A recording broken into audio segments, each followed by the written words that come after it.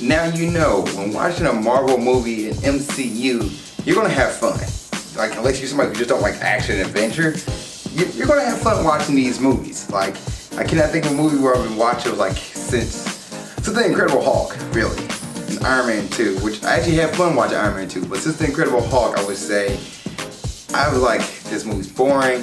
I don't want to watch it. Why is this on? Why am I putting myself through this? But Doctor Strange is not that boring movie. Doctor Strange is a pretty fun movie to watch. And when I first saw it, I was like, this movie is so good. And I was watching it again, because the movie came out in 2016, and I'm watching it again, and I'm thinking, why don't we talk about this movie as being one of the best MCU movies there is?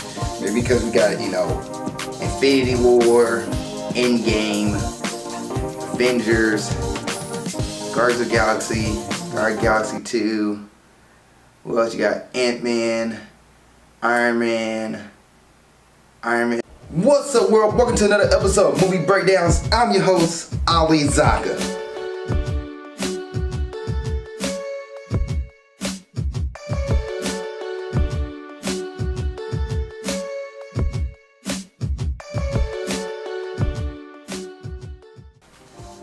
What's up, world? Welcome to another episode of Movie Breakdowns. I'm your host, Ali Zakka. And what is Movie Breakdowns? Movie reviews, we're looking new and old movies, give them a grade A through F, plus and minuses do count. And the movie we review, please put in the comment section below and I'll get to it as soon as I can. Also have a Patreon. On this Patreon, you get first come, first serve when it comes to movies, because you don't come out, they'll be out on there before they come out on Facebook and YouTube, heck, actually months in advance. Matter of fact, when you're watching this one, you're watching this on Patreon, this is August right now. August. If you're watching this on YouTube, it's freaking October right now. Yeah. How about that? Anyway, also you get first thoughts on trailer reactions, first thoughts on trailer reviews, you get first thoughts on movies, you get pay for the service, and you ask me to do a movie, I will hunt that movie down because you paid for it and I will review it for you, just for you. So that's a perk on my Patreon. So it's down in the link. Have at it. Now, Doctor Strange. When I first saw this movie in 2016, I was like, oh my gosh, this is one of the best MCU movies there is. And I still think it is. It is really a great movie. The only problem with the movie is probably some of the low times between, action scenes and lows, and they're explaining stuff, which there's a lot of exposition in this movie because it's an origin tale movie. Unlike Shazam, because I just watched, previously, Shazam, when they did like exposition, it was like him trying to figure out stuff and him trying to do things like, let's see if I can fly, let's see if I have super strength. Those kind of things showed like the, exposition, like him, the action while doing something, explain something while he's doing something. Or like he's trying to learn how to fly or learn how to do super speed, and what's his name's telling him and recording it and putting it on YouTube. And Doctor Strange, he's literally getting talked to about it. Like, here's Dormammu, and here's the, another galaxy of darkness and the universe of darkness, and here's the book of and don't you dare read this book, and don't you do this, and don't you do that, and this is, our ancient, our relics, and then throw the relic down, and it's still in his hand, but like he pulls it down from showing him what it is, and like, you have to choose a relic will choose you kind of thing, and all the relics challenge their power as he's walking with it, like, and then they start action and fighting. So the movie explains a lot of stuff while doing things. So there's a lot of low points there when you're like, oh, another exposition dump, but we understand because it's an origin movie. You're learning about Doctor Strange and how he got his powers and how he became who he is. Speaking of how he became who he is, he's a sorcerer supreme. I know this movie got a lot of flack because the Ancient One in the comic books is an Asian character, and in the movie, it's a white lady. Okay, and being a person of color, I get how that could be a little messed up when you really have a character who is a minority character in movies such as the MCU, and then you have a chance to put like a minority character as what they are in the comic books, but you changed it from that minority character to make it, a majority character, which she's still a woman, so that's really like a person of power as a woman, still a minority in comic book movies, sadly. But I get with the people who gets mad about that, but that doesn't take away from the movie itself. So you're one of those people who are like, I don't like this movie because they made what's her name a woman and she's not Asian. Get over yourself, guys. Like, I know this is probably a controversial thing to say, but at the same time, it's a comic book movie. Comic book characters, they're allowed to change characters how they want. And there are other characters in the movies who are dominant characters. So, because one character doesn't match what they are in the comic books, don't get upset about that, okay? You know, there's other problems in the world than one character in the comic book not being who they are. You're like, well, Ali, how would you feel they took, Miles Morales and made him an Asian kid? And like, yeah, it's not my choice. I didn't choose this. Writing. Aquaman is Samoan. Human Torch is black.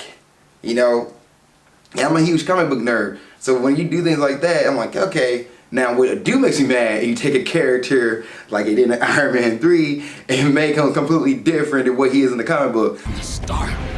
I am the Mandarin. Like if the Mandarin in Iron Man 3 were the same Mandarin but a different ethnicity, okay, I'm okay with this. He's still sorcery, still this bad guy. But when you make him a corporate man and him is the man and Mandarin is a ideal versus the one bad guy, that really bothers me. It's like making the Joker, if I said this before, it's like making the Joker an organization of five crazy people versus one guy who's a clown and a guy in a clown suit. So that's my thoughts on that one. Have fun in the comment section.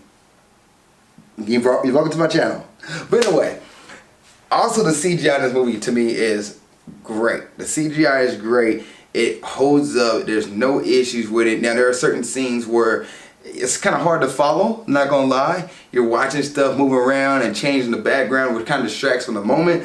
But at the same time, it's still pretty cool, pretty neat how they did things. One of my favorite scenes, and probably one of my favorite scenes in the MCU universe is where the Ancient One shows, Doctor Strange that, hey, this is other universes, this is what sorcery is like, and she like puts him through like this loop and throws him like out into space and all these different galaxies and different scenes and sights, and he's floating in air and all these.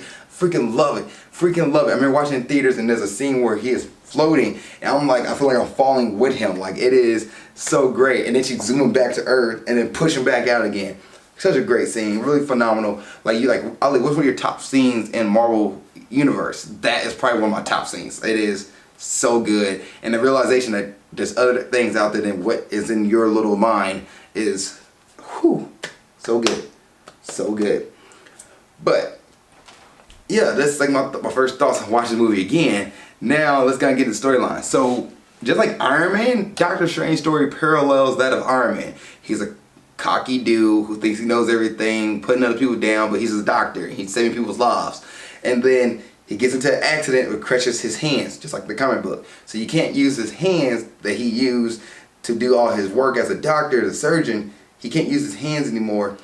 So he's trying to figure out how to way to get his hands back. And he's trying to do all these tests and everything. Here's this place in another country that can do that. So he goes to this country, finds the Ancient One, finds Chiwetel Ejiofor character, who is Baron Mordo, by the way, which he's like one of Doctor Strange's enemy.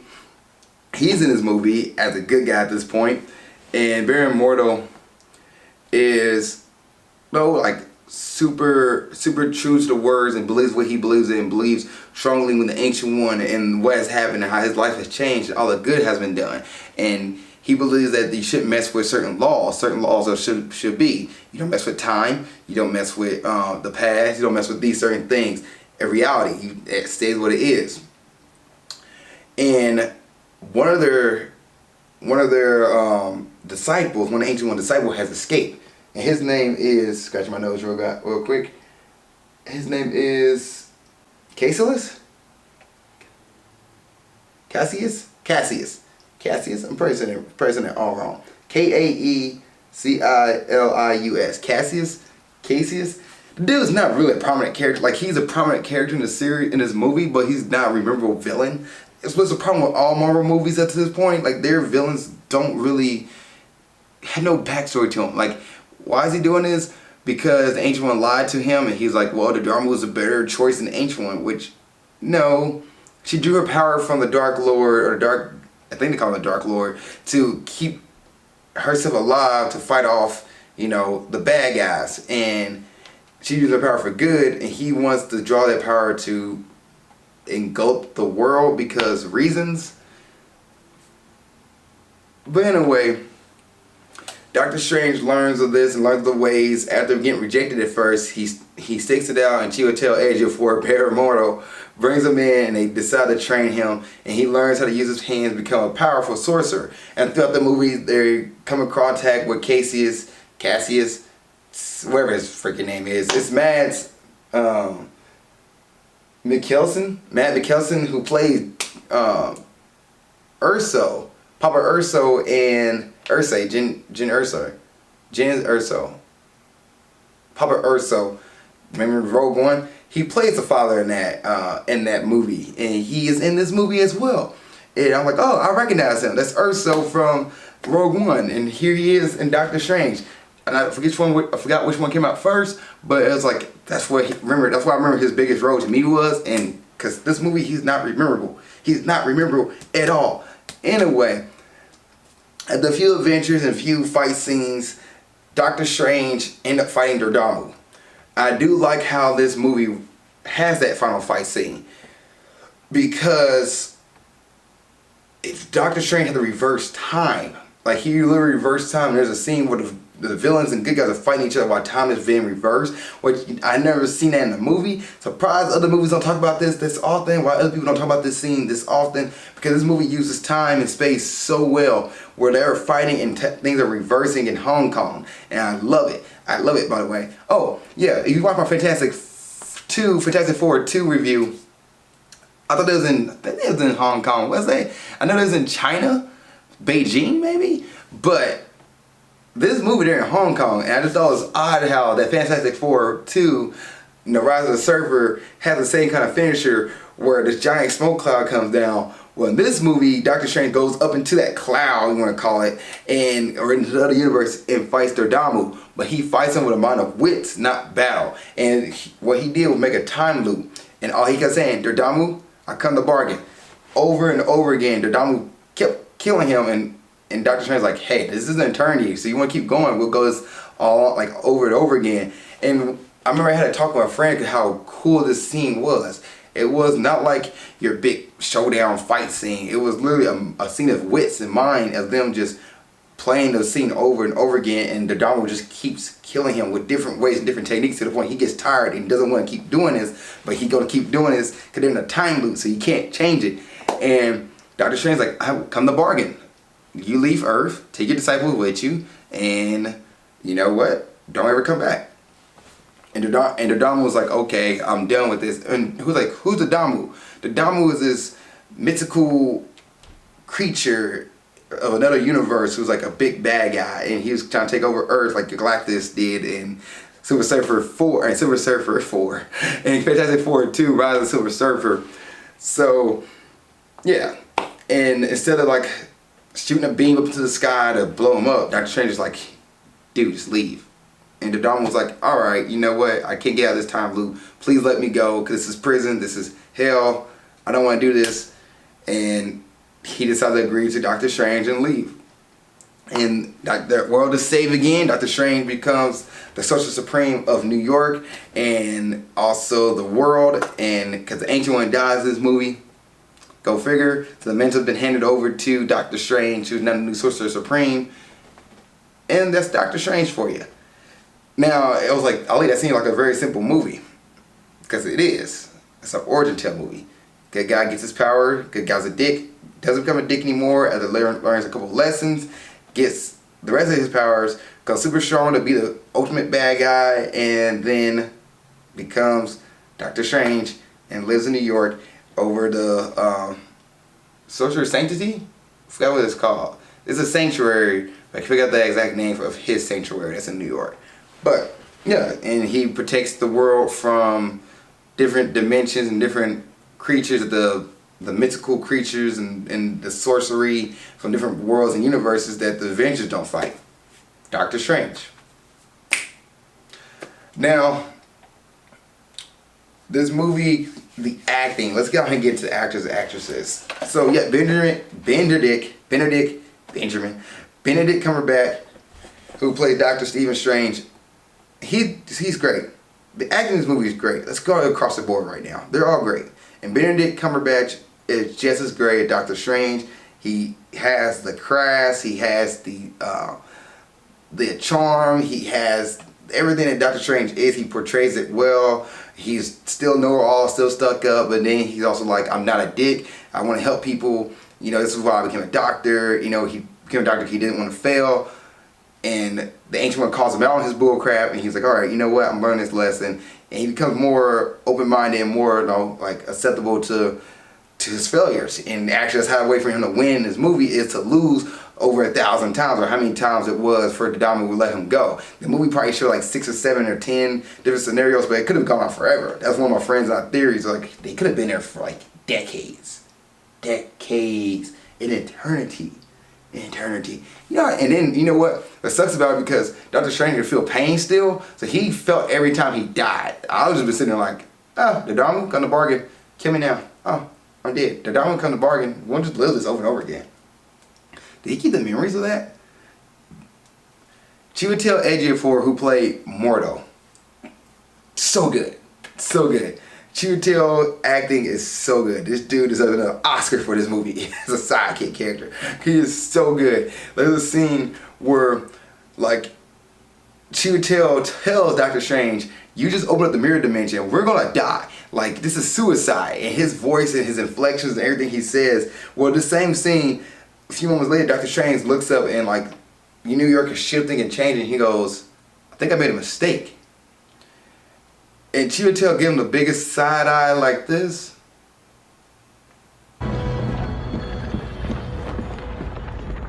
This was a mistake. And I just thought it was hilarious. A quick scene, hilarious. Ah, it's so good. And you feel his emotions. Like, you feel his emotion when he talks and when he says something. And, you know, seeing this movie, because I saw him in this movie first, then I saw 12 Years a Slave. And I'm like, the dude brought the same energy that he did in both movies. No matter what character he played, Chiwetel Ejiofor is a goat of acting to me. Like, that's why you need to, like, you want to get into acting, look at Chiwetel Ejiofor, look how he acts, look at what he does and how he expresses emotions, because it's so good. Rachel McAdams, who's Dr. Christine Palmer, she's also in this movie. She did a good role. I never had a problem with her in this movie. She doesn't really get that big of screen time like all the other characters, but she is a prominent role, and I thought she did great. She, you know, it's kind of funny. I watched 3 Rachel McAdams movies this year, and all of them her playing different characters, from being Mean Girls who were a dick to being the girl in The Notebook to being Doctor Strange. She had played different roles, and she's done great in all those roles. Benedict Wong, who plays Wong, he did great. He's a librarian, the protector of the librarian. He doesn't break for anything except for one joke in the movie where you didn't think he was going to laugh, and he laughed. He's such a serious character, so when you see him laugh, you're like, oh, what the heck? The writing for these guys is great, by the way. Cassius, who played by Mads Mikkelsen, acting is great, but he's just a basic villain. Like, you don't get attached to villains in the MCU. Has been one of the problems. He's not memorable. You're not going to remember him at the end of this movie. You're not going to remember him while watching this movie. When you go look up the top 10 MCU villains, he's not going to be on that list. He's there. But he does a great job when it comes to like some of the quips he says, some of the quotes he says, and stuff like that. But he's just there.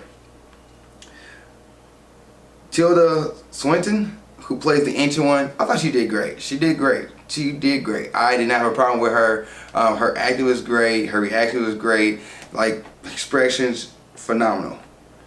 And that's really the cast of the movie I really want to talk about. Like, everybody else is okay for what they did, but they all, like, Tilda, Benedict, you know, Chiwetel, Mads.